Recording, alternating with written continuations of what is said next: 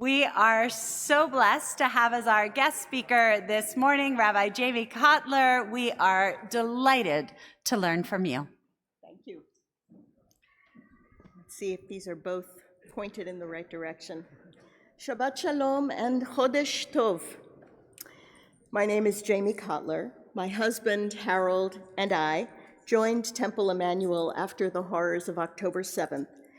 We are immensely grateful to have found a true home in this vibrant, warm, and unapologetically Zionist community. Until our arrival at Temple Emmanuel, we felt like wandering Jews. We are now home. It is with deep gratitude to our clergy and this community that I offer these words. Tonight is Rosh Chodesh Elul. It offers us a month of soul-searching in advance of the high holidays. Since my mother's death in 1981, 3 days after Rosh Hashanah, Elul has become a time of deep introspection for me.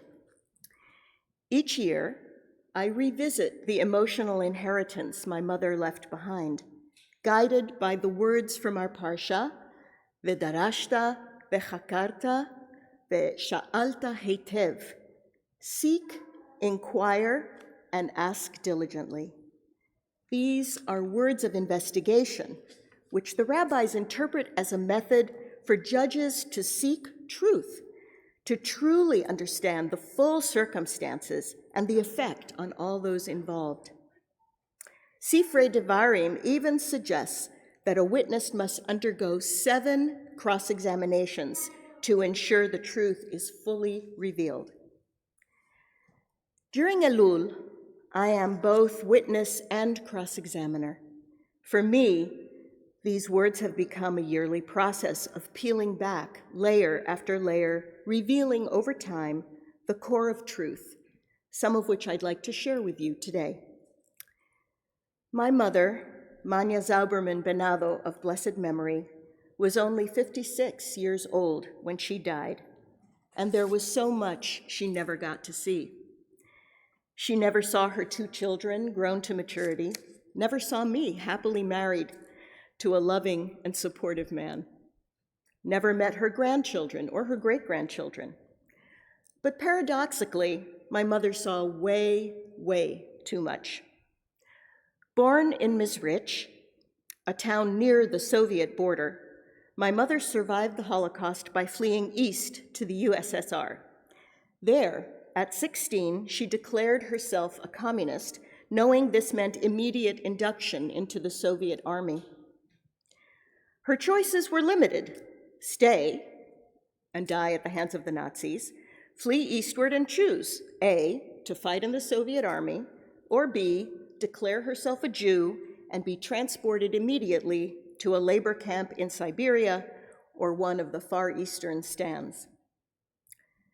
Manya served first as a field nurse and then as an artillery gunner at the Battle of Stalingrad, where over 1 million Soviet soldiers perished, and the average life expectancy of a newly arrived soldier was just 24 hours.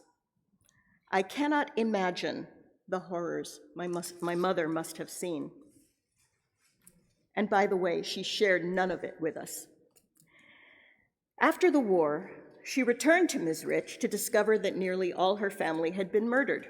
Her sister, her aunts, uncles, cousins, all slaughtered by the Nazis, and her mother was missing. She fled again, this time from a pogrom against the handful of Jews who dared to return to their hometown. In her first 25 years, my mother lived in Poland, the Soviet Union, Sweden, the United States, Argentina, Brazil twice, and Mexico. Her early experiences were of danger, exile, war, death, and assimilation. Instead of choosing a nice, quiet life in a nice, safe American suburb like Newton, Massachusetts, my parents chose to flee the US shortly after we all became naturalized US citizens. My mother feared that her wartime past in the Soviet army would be revealed and she would be stripped of her US citizenship. We bounced to Brazil, then Mexico, a very Catholic country with a very complicated relationship with the United States. As Americans and as Jews, we were strangers in a strange land twice over. Mexico, where I grew up, was filled with poverty and corruption. Laws were enforced arbitrarily and always favored the person who offered the biggest bribe, as long as they were Mexican.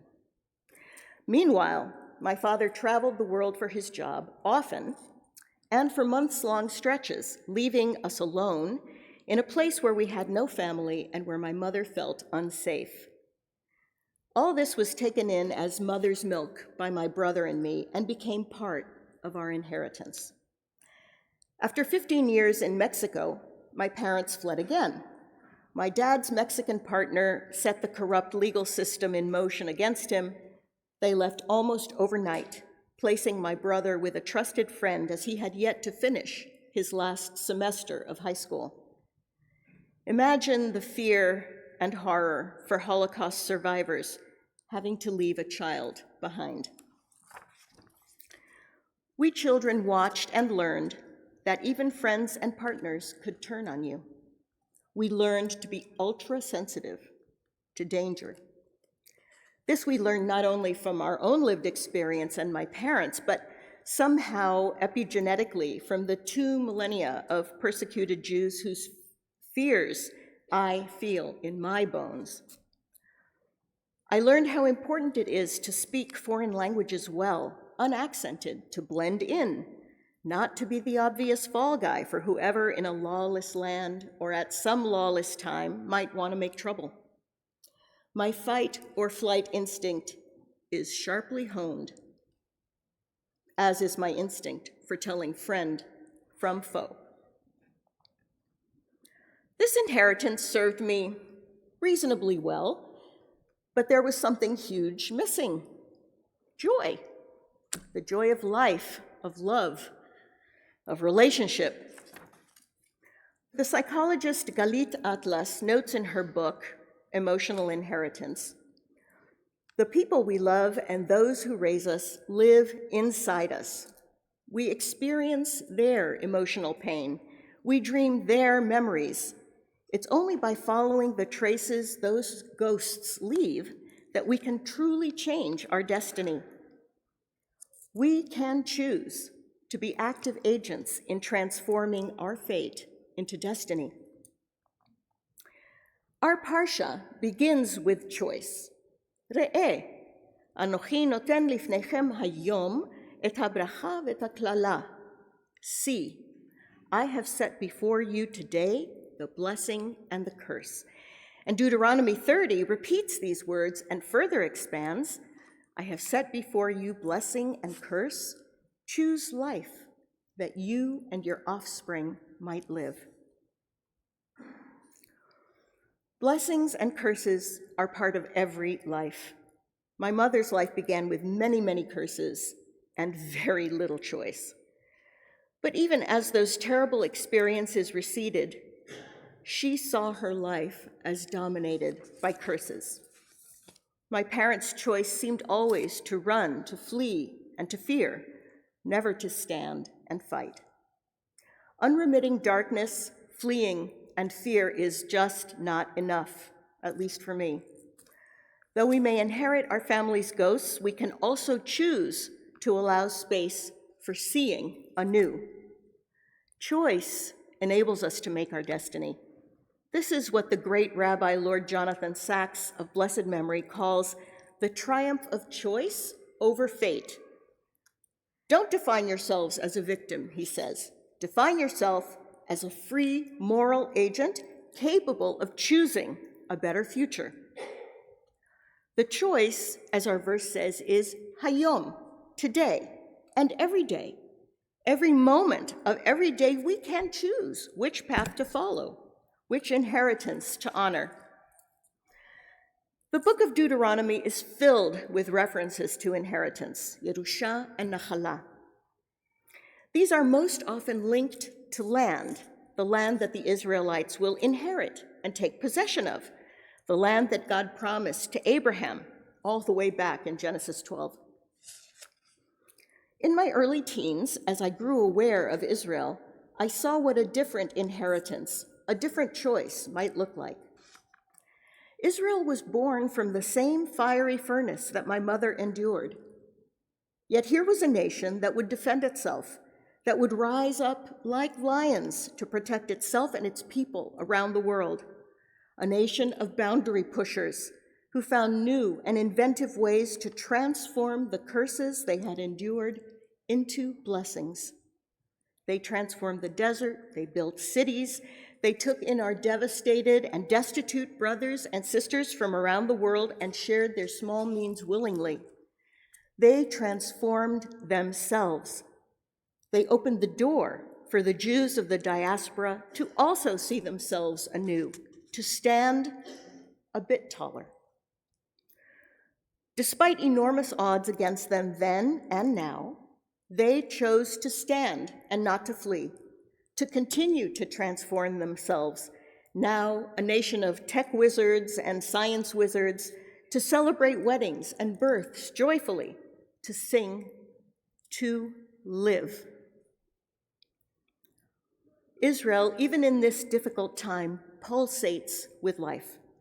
Just as a mother's heartbeat brings sustenance to the child within, so Israel's heartbeat sustains me.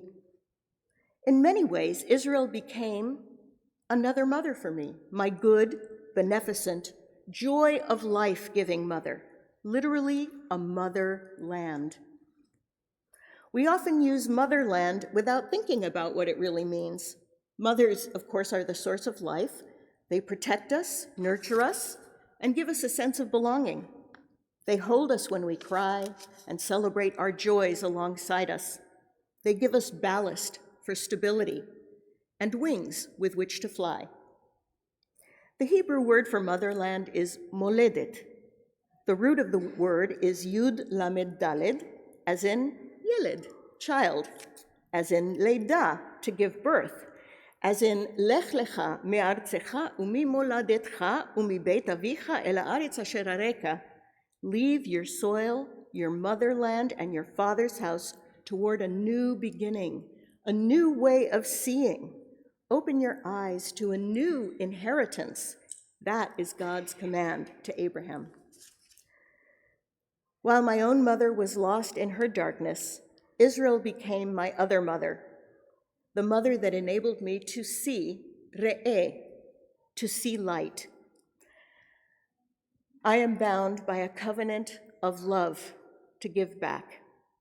I stand with Israel always and forever until my last breath.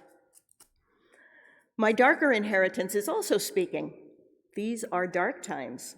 Again, there is vitriolic demonization of Jews and Israel. In 1897, at the first Zionist Congress, Theodor Herzl said from the podium, and I quote, "In these times, so progressive in most respects, we know ourselves to be surrounded by the old hatred." Don't his words ring true today? They have been true throughout our history. Nothing has changed about anti-Semitism. But now we have Israel. On October 7th, she slept, and we were murdered in the same horrible pogrom-like way that has haunted Jewish history. But on October 8th, she awoke. We have clawed our way back from that abyss, regaining deterrence in a region that understands toughness. The war has been long and punishing, and like every war, it has brought with it misery and heartbreak. But we are a people of eternal hope, tikva. It's literally our anthem. The prophet Zechariah calls us asirei tikva, prisoners of hope. Tikva means hope, but curiously, it also means a string. This string of memory and hope, which ties us to our past and binds us to our future, is the chain in what we often call the chain of generations. It's a chain of light. In these difficult days, we must choose to hold fast to our string of hope. May we always choose life and light. And may our enemies also come to choose leaders who will choose life and light to build for themselves a positive future, a great nation of their own. When they choose life, there will be peace. Shabbat Shalom.